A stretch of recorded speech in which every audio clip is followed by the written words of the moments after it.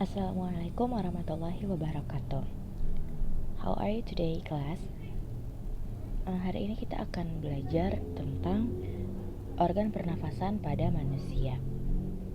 Ketika kita bernafas, menarik nafas sampai masuk ke hidung, kemudian dia masuk ke paru-paru, dan kemudian kita mengeluarkan kembali nafas tersebut keluar dari tubuh kita. Terjadi proses di dalam tubuh kita yang melibatkan organ-organ pernafasan dalam mengalirkan udara tersebut dari luar menuju ke dalam tubuh kita, kemudian memprosesnya di dalam tubuh kita dan mengeluarkannya kembali dari tubuh kita. Nah, apa saja organ-organ yang terlibat di dalam proses tersebut kita akan mempelajari pada pelajaran hari ini. Silahkan kalian bisa buka di bukunya pada halaman 81 di buku Bupena 5A. Kita masih kembali ke 5A ya, di buku 5A ini. Nah, di halaman 81 ini kita sudah diberikan bagian-bagian tubuh yang berperan dalam pernafasan beserta fungsinya. Ada 3 organ besar yang terlibat dalam proses pernafasan ini. Yang pertama adalah hidung, kemudian trakea atau tenggorokan, kemudian yang terakhir adalah paru-paru yang terdiri dari 3 bagian. Nah, dalam buku ini tidak digambarkan dengan jelas apa saja organ-organ tersebut dan di mana saja posisinya. Tetapi di bawahnya ada soal seperti ini. Ya, perhatikan di sini ada soal. Perhatikan gambar sistem pernapasan pada manusia berikut. Isilah nama organ dan fungsinya dengan tepat. Nah, organ-organ ini itu apa saja sih sebenarnya? Gitu. Kita akan bahas di sini. Ibu punya buku yang lain, jadi kalian harus perhatikan baik-baik karena ini tidak ada di dalam buku yang kita punya. Ya. Nah, kita lihat di sini. Ini adalah rangkaian organ yang terlibat atau berperan dalam sistem pernapasan manusia. Bermulai dari hidung, kemudian masuk ke sini. Nah, ini adalah yang dinamakan dengan tenggorokan atau trakea. Kalau pada hewan seperti serangga gitu ya, itu disebutnya trakea. Tapi kalau pada manusia disebutnya tenggorokan. Setelah masuk ke tenggorokan, udara akan dimasukkan ke dalam paru-paru.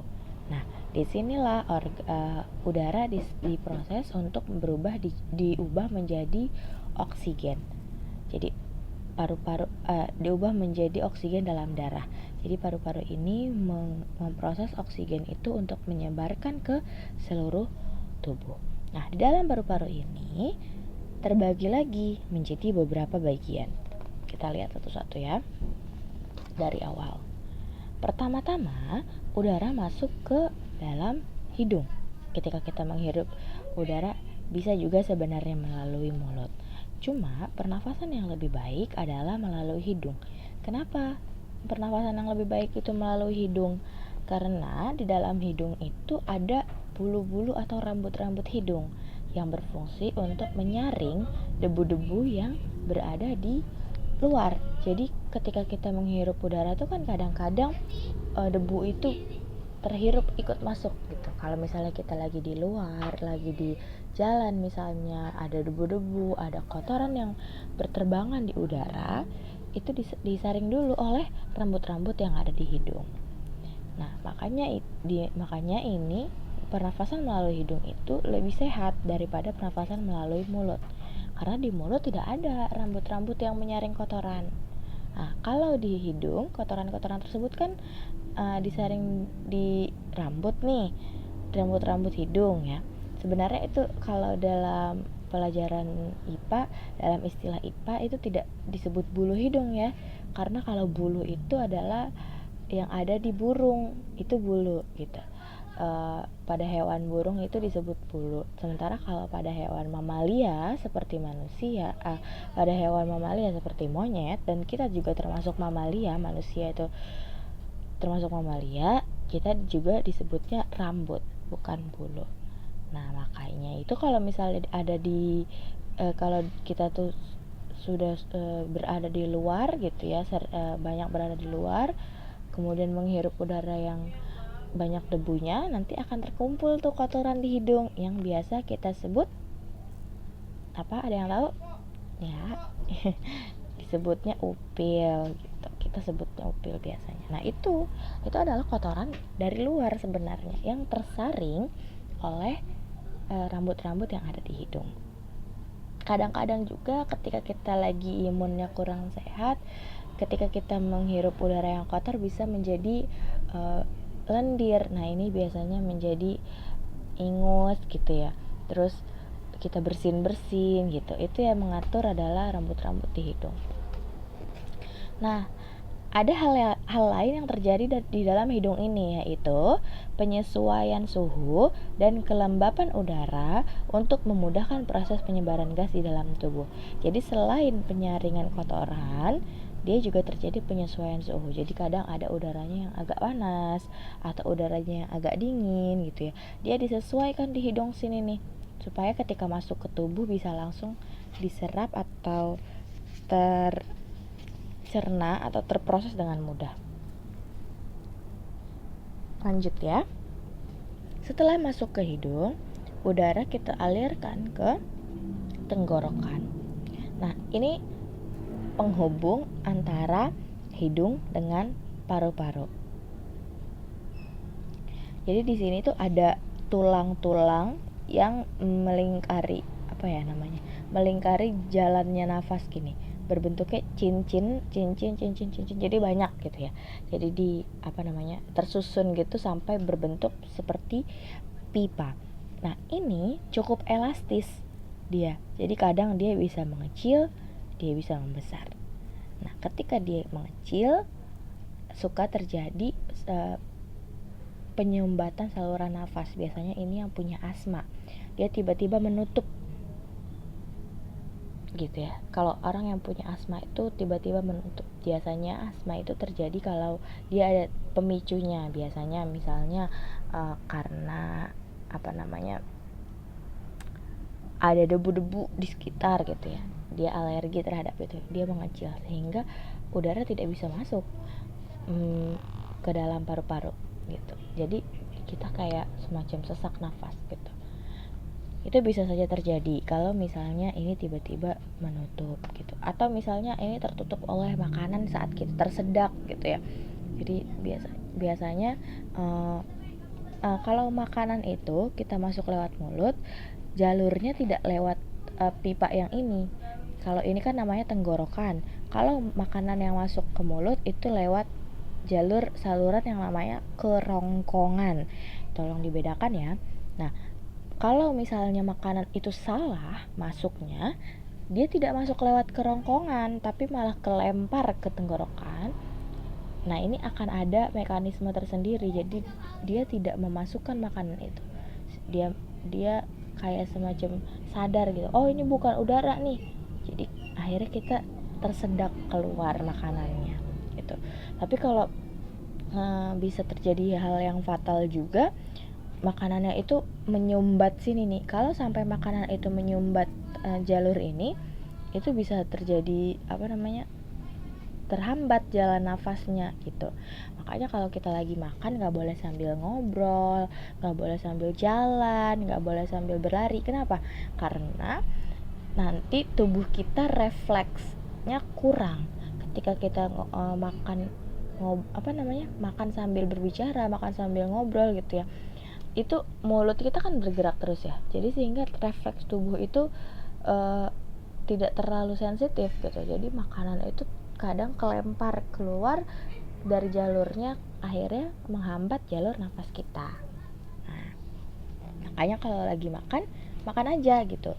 Kalau misalnya ada yang ngajak ngobrol, telan dulu makanannya, baru ngomong gitu. Jadi nggak sambil makan kemudian sambil lagi ngunyah gitu ya, terus ngomong gitu ya. Jangan kayak gitu. Selain tidak sopan, itu juga berbahaya bagi kesehatan tubuh kita sendiri. Nah, setelah dari tenggorokan, kita masuk ke dalam paru-paru. Nah, di paru-paru ini ada 3 jenis. Kalau di dalam buku kita ada 3 bagian. Bukan 3 jenis, maaf. Ada 3 bagian. Yang pertama adalah bronkus, yang kedua adalah bronkiolus, yang ketiga adalah alveolus. Yang mana aja sih bronkus, bronkiolus, alveolus gitu ya? Itu yang mana aja sih? Nah, ini bisa dilihat di sini. Alveolus, kita mulai dari alveolus dulu aja ya, karena alveolus itu adalah paling ujungnya saluran pernafasan yang ada di paru-paru. Jadi ketika kita masukkan udara ke dalam tubuh kita, ini adalah ujung dari salurannya. Nah, ngapain sih nih alveolus ini gitu? Nah, jadi di dalam alveolus ini terjadi pertukaran antara antara oksigen dengan karbon dioksida. Jadi ketika kita mengambil nafas, yang masuk apa? Udara yang masuk apa? Oksigen. Kenapa yang masuk oksigen? Karena oksigen itu bermanfaat bagi tubuh kita untuk menghidupkan organ-organ di dalam tubuh kita gitu. Jadi oksigen itu semacam sumber energi lah gitu. Kalau misalnya kita sampai kehabisan oksigen, kita bisa lemas. Kalau kita kekurangan oksigen, kadar oksigen di dalam tubuh kita bisa lemas. Jadi oksigen itu masuk ke dalam tubuh kita. Nah, apa yang ditukar? Jadi ketika kita masuk, tarik nafas seperti ini, itu yang masuk oksigen. Kemudian kita keluarkan. Apa yang dikeluarkan? Yang dikeluarkan adalah karbon dioksida. Apa sih karbon dioksida ini? Karbon dioksida ini adalah hasil. Jadi ketika kita sudah memasukkan semua oksigen itu ke dalam tubuh, disalurkan, kemudian sisa-sisanya atau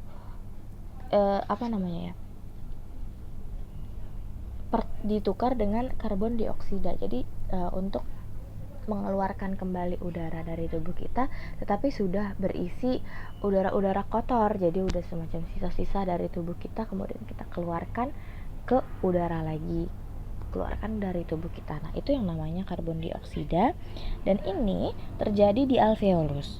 Bentuknya seperti ini. Bentuk alveolus itu bulat-bulat, kecil sekali di dalam tubuh.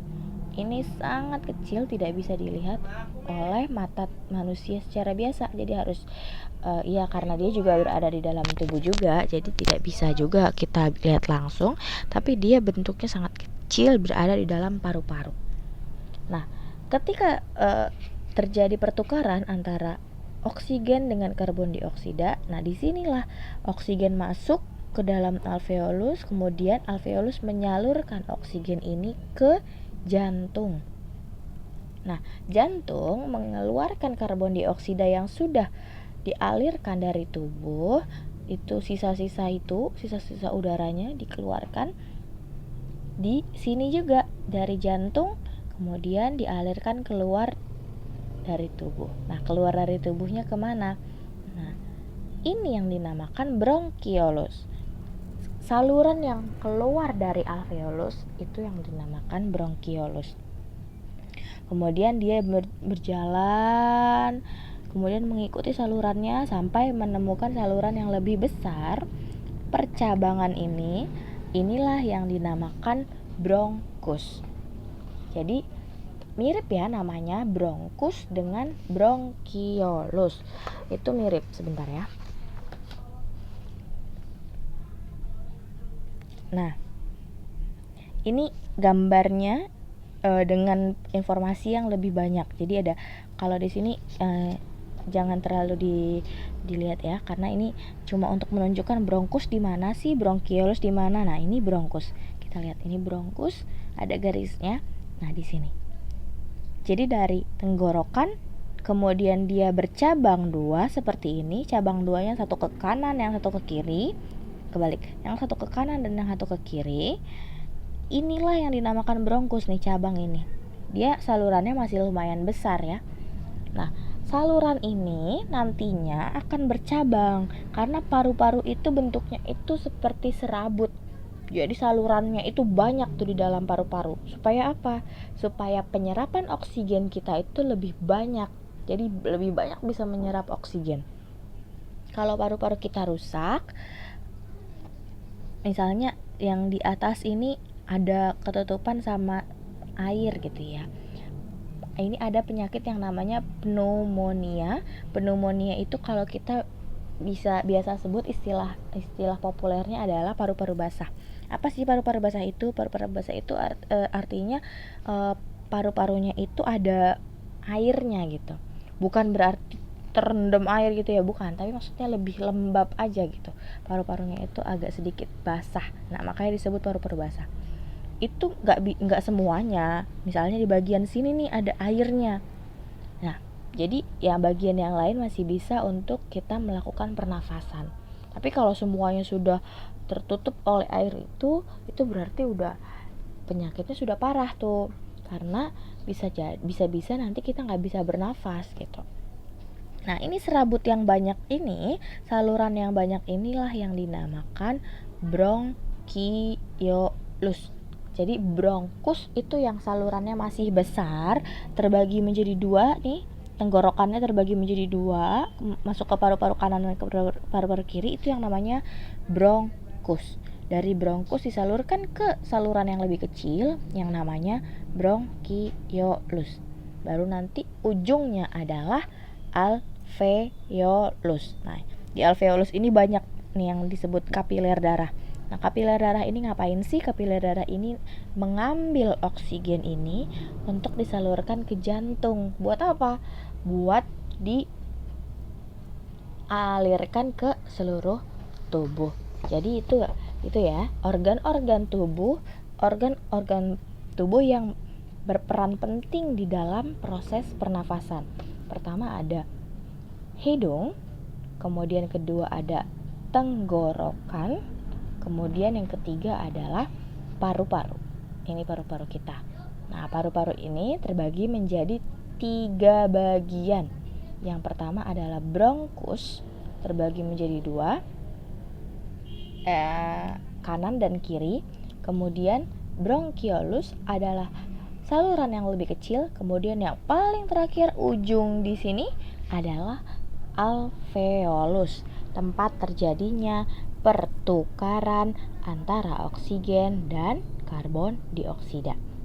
Ya, bagian ini boleh di-pause kemudian dicatat. Selanjutnya,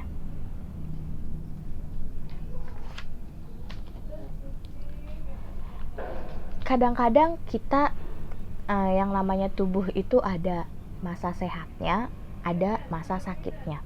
Nah, ini Ibu akan menjelaskan beberapa penyakit yang terjadi di organ pernafasan kita. Jadi ketika organ pernafasan kita tuh tidak berfungsi dengan sempurna, ini terjadi penyakit-penyakit. Kalau kemarin kan kita punya penyakit di organ gerak itu kan seperti skifosis, skoliosis, kemudian ada rakitis gitu ya, dan lain-lain. Nah, sekarang kita mempelajari penyakit-penyakit yang berada di sistem pernafasan kita. Kalau dibuka di bukunya, ini ada di halaman, sebentar ya Bu cari dulu. Ada di halaman 104. Nah, kita buka ya sama-sama. Yang pertama adalah asma. Asma ini ada yang dia itu bawaan dari lahir, jadi dia itu keturunan biasanya dibawa gitu. Jadi biasanya orang tuanya punya asma, kemudian diturunkan ke anaknya gitu ya. Jadi keturunan diwariskan. Ada yang seperti itu. Tapi ada juga yang dia sebabnya karena sebab dari luar, misalnya dia alergi, kemudian dia kelelahan gitu ya. Jadi bisa aja.